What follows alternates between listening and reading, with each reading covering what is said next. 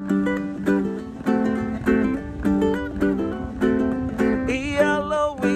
a little aloha in our day.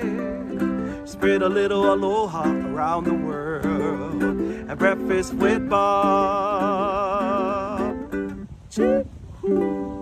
Thank you, Poncho Man. Welcome, everybody. Breakfast with Bob, not quite Cone edition. My name is Bob Babbitt. We are brought to you by Quintana Roo, by Form Smart Swim Goggles, Master Spas, Hoka One Premium Plus Sports, and of course, our Challenged Athletes Foundation. In 2022, we sent out 3,256 grants totaling $6.2 million to challenged athletes in 29 countries, all 50 states, and for equipment, training, travel in 83 different sports. Our next guest is one of our challenged athletes. He is Derek Loccident, who has gone 11.89 for 100 meters, 24.75 for 200 meters. Of course, he's probably gone faster than that since then. How you doing, Derek? I'm doing good, Bob. Yourself?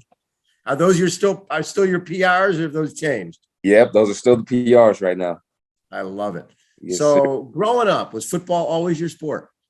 Yeah, growing up, football's been my sport since I started when I was, I want to say 7 in Little League. But, it just grew on me since then, playing Little League, just once just going out there and, just chasing the ball and just, going out there with friends and playing. And I just picked up to be a sport that I would be able to, that was able to open doors for me in the future. So it's definitely been a sport that I loved and cherished a lot. For sure. Now, did you run track as well, or just football? Track was just like the in between, just to get prepared for either preparing me for football, just learning sprint mechanics and things of that nature, or just doing it just for medals and just to pass by time. Yeah. So and defense was always your preference, safety? Yes, defense. I played both sides in high school, but defense was what I was recruited for in college. So University of Central Oklahoma. And now, did you grow up in Oklahoma? Was this a hometown school? Well, I moved to Oklahoma. Me and my family moved from Florida, Fort Lauderdale, Florida. Yeah. 2010 or no, 2008. And got here in 2009-ish. And then, so I would say Oklahoma's my home. I'm an Oklahoman. I'm going to say I'm an Oklahoman, and Oklahoma's my state, man, and represent it. But originally from Fort Lauderdale, Florida. I have a lot of my family members that live in Florida. So I have 2 homes, but Oklahoma's, it hits hard. Yeah. And so your freshman in 2018, is that when was that your freshman year? Yeah. 2018. I think your first 2 games of the season, do you have something like 15 tackles or something, your first 2 games? First 2 games. Yes, sir. That was the that was going to be a breakout, because that was originally my originally redshirt year. Yeah. And, but yeah, that was going to be I was preparing for that to be a breakout season for sure for me, especially coming off of those 2 games, averaging over 10 tackles. It was I was just not hitting the scenes, man, and I was I was ready to get the ball rolling with that, and but it was a great start for sure. And then you have the accident. Yep. And get run over by a train. And I'm still trying to figure that out. So you're somehow there's a train. Now, had you dropped your phone and you're trying to find your phone? I didn't have my phone that night going into it. My phone was just basically destroyed, and I had to go get it fixed. I was getting it fixed after that weekend, and I didn't have my phone at all that night. So and, go ahead.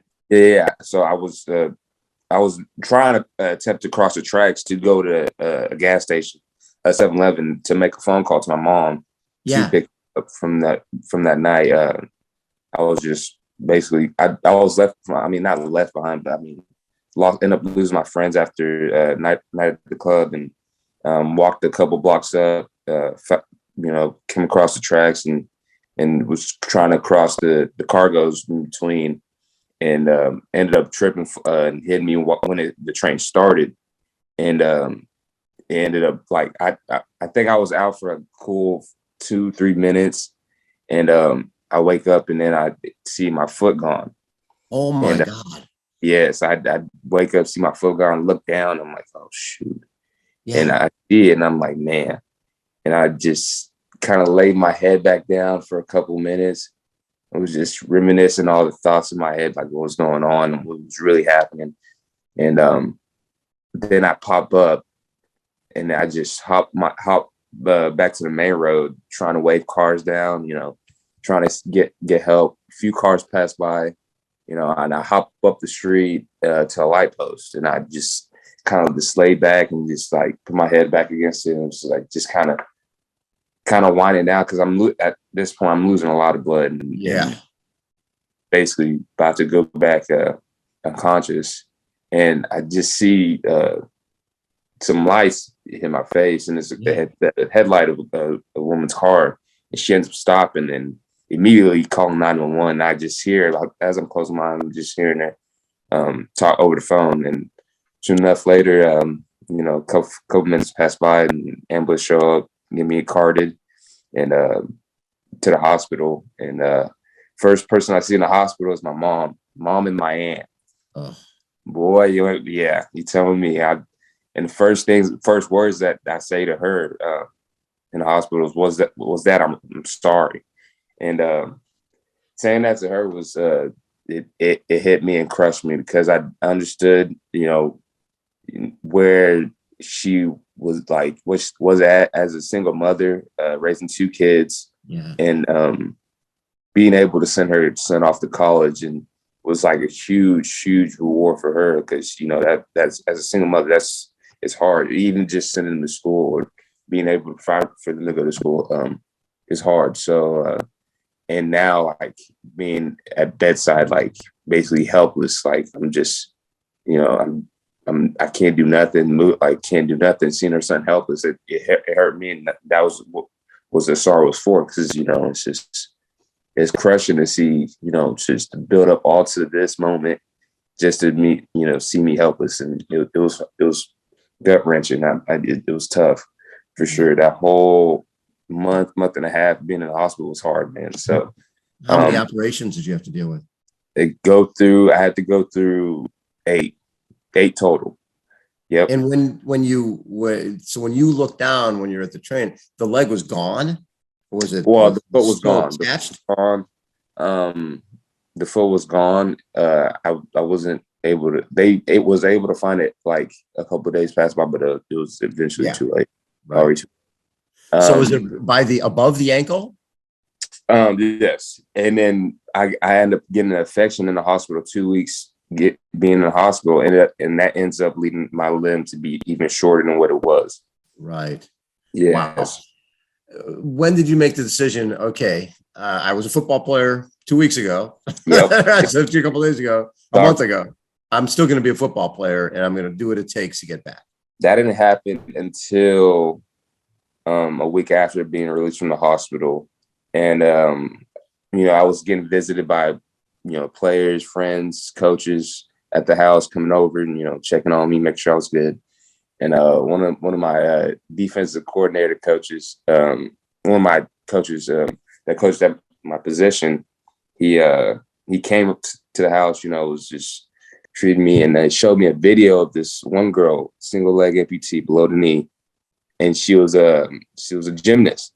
She was doing doing gymnastics and flipping and tumbling, doing all that stuff. And what I caught at that video was just seeing her and the smile on her face, and not like caring what others was thinking, if she was, behind or ahead or what. She was just out there just enjoying herself because she was able to do what she was doing, Right. And that was really what caught me. It was just for a single glance, I was like, man, look at that. And he was showing me, and I was like, all right. He sent me the video, chopped it up with him, and then he ended up leaving. But it just kind of just stuck in my head. It was like, man, look, I just seen her. Yes. Like, this was before even getting my prosthetic or anything out. I was just doing home rehab, and I was just understanding. I was like, man, if this little what, 8, 10-year-old girl is out there, you know, being able to do what she loves and out there with a smile and understand that, yeah, I may not look like you, not look like the rest of you guys, but I'm still able to do some of the stuff you guys do, or even better, you know? So it was like, Right. wow. And understanding like, man, this could turn into something special if I want it to happen, you know. It's I have to put the course in action and understand like I have to take action in doing this stuff to make what I want to think possible happen, you know. So yeah, that was the first time me going back to football. After that, like probably a month after, I was en route to get my first prosthetic. Uh-huh.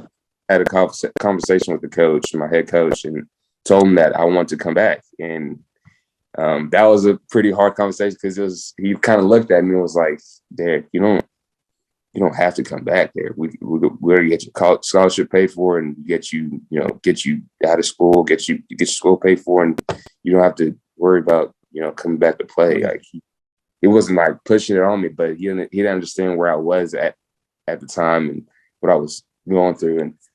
And football really has just brought me so much, like throughout my life. Like, I mean, just the father figures in my life from coaches and the brother bond, two things that I really didn't have growing up and was like a part of. And that's what football really brought for me, is just that bonding stage of with teammates and coaches. And I want to be back around that. I want to, you know, get that feeling back and understand that that I can do this, you know. So yeah, it was so awesome. When now did you got back into a game, right? With a prosthetic leg? I did, yeah. That was 2 years after. So that was 2020.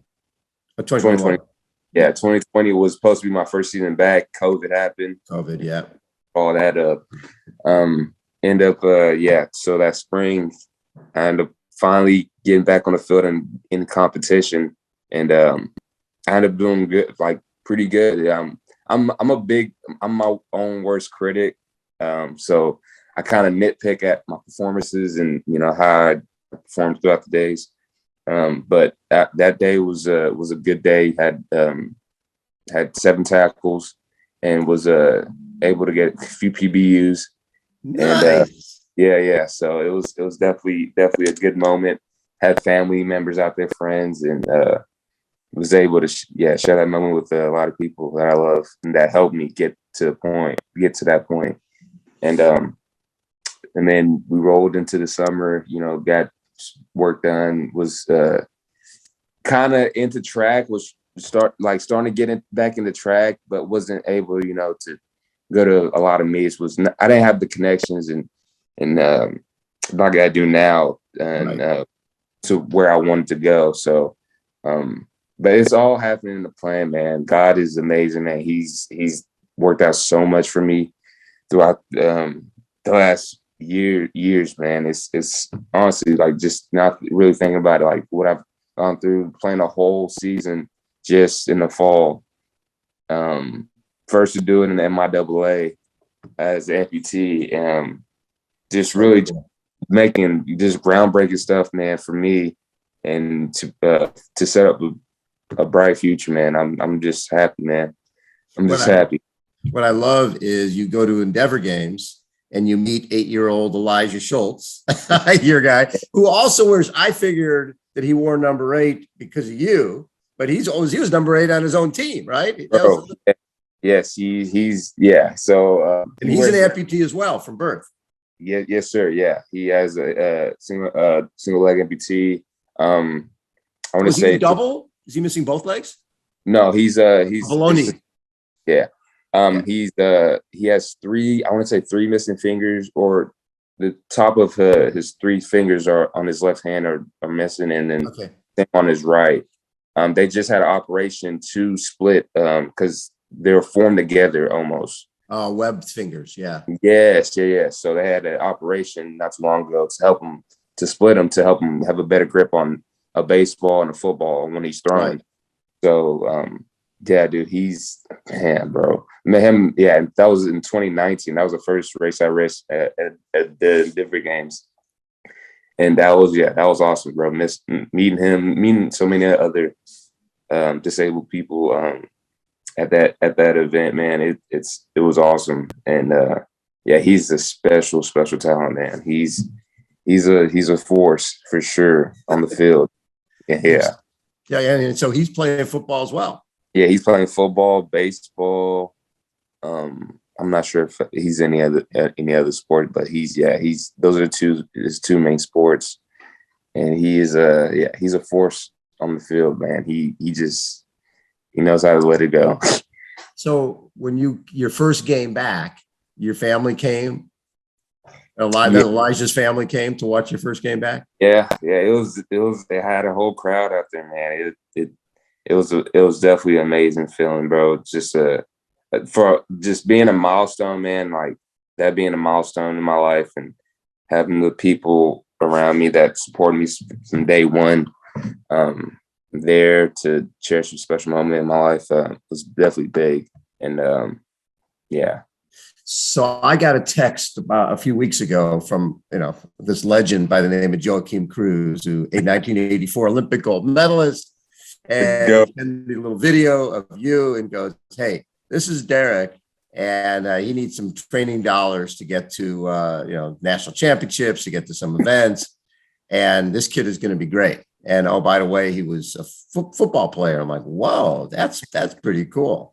When did you first connect with Joachim? And when you did you have any idea what this guy's background was? Yeah, exactly. I didn't find out who it was until like a few months after talking to him. But I talked to him the beginning of this year and in February. Yeah. And he just hit me up randomly. It was really literally random. And I was like, because I saw it was a San Francisco area code number. I was like, who's? I'm thinking it's a scam call or something. I'm like, let me just answer and just kind of just see who it is. Answered. I hear the accent. I'm like, it probably is a scam. And he goes, "Is this Derek Loccident?" I was like, "Yeah, this is Joachim Cruz from the U.S. Paralympic Games." I'm like, "Oh, okay." And he kind of, just was telling me some of the stuff, some of the ropes and hoops I had to go through to get things rolling. Yeah. And he's helped me out throughout this whole process. They invited me to Mount Sac and Drake Relays this year. Was two big meets that, that's big in the college track and field world.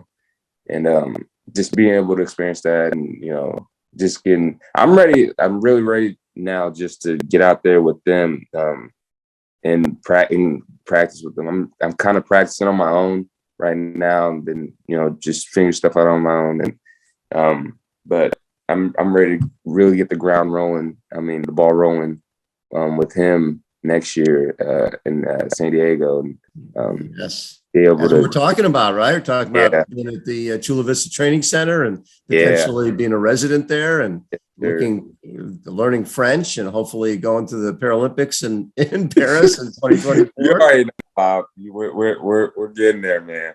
I'm pumped, bro. It's all a process, man. I'm just enjoying it and just enjoying the process and learning from things that my experiences. So I'm pumped. It's so interesting because obviously we've been doing this 29 years and meet a lot of amazing athletes. And it's like when one door closes, sometimes another one opens up. I mean, nobody wants to get run by a train. Nobody wants to get their leg cut off.